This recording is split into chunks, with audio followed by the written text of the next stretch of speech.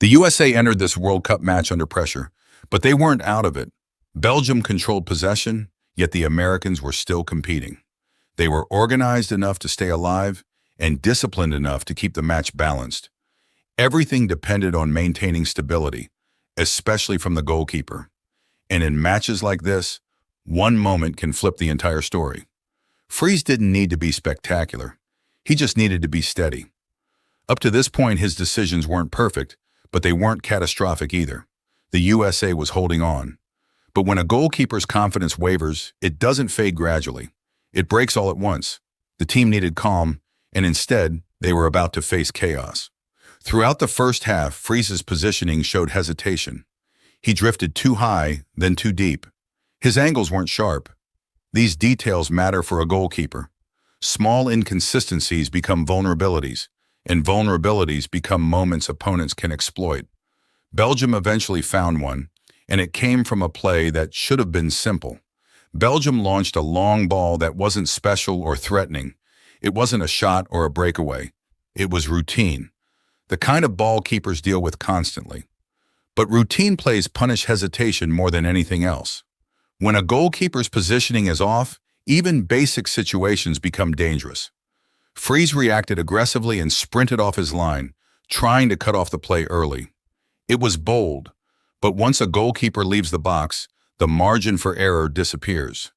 No hands, no protection, no retreat. He committed fully, and the moment demanded precision he didn't have. The decision itself wasn't the problem. The execution was. The ball didn't drop the way he expected. It kicked higher, hanging in the air long enough for Belgium's attacker to close the gap. Freese was caught between two bad options: continue forward without control, or try to recover without time.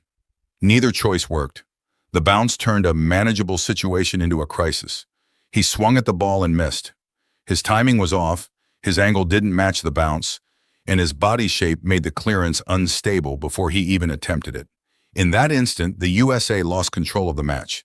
The ball slipped past him, and Belgium had a free tap-in. A single misread became the turning point of the entire game. The finish was simple, but the impact wasn't. The goal didn't just change the score, it changed the energy. The USA's confidence dropped. Belgium's intensity rose. The stadium shifted. The match took a new direction. The psychological effect of the mistake was bigger than the goal itself. Momentum is fragile. Once Belgium scored, the USA's pressing slowed. Their spacing widened. Their transitions lost sharpness. Belgium sensed vulnerability and controlled the tempo. The match flipped in seconds. One mistake became the center of gravity for everything that followed, and the USA struggled to regain control. Freese's mistake came from three technical issues. His starting position was too high, his angle didn't give him a clean line to the dropping ball, and his body shape made the clearance unstable before he even swung. These aren't dramatic errors. They're technical details. But at the World Cup, technical details decide matches. The margin for error is microscopic. The USA's structure broke down after the goal. Before the mistake, they were compact and organized. After it, they stretched and lost discipline. Ream struggled with pace. The midfield couldn't control transitions. The attack became rushed and predictable. The entire team felt the shockwave. A single moment changed their shape, their confidence, and their approach. After the match, Freese called the mistake brutal. He owned it. He faced the cameras and didn't hide from responsibility.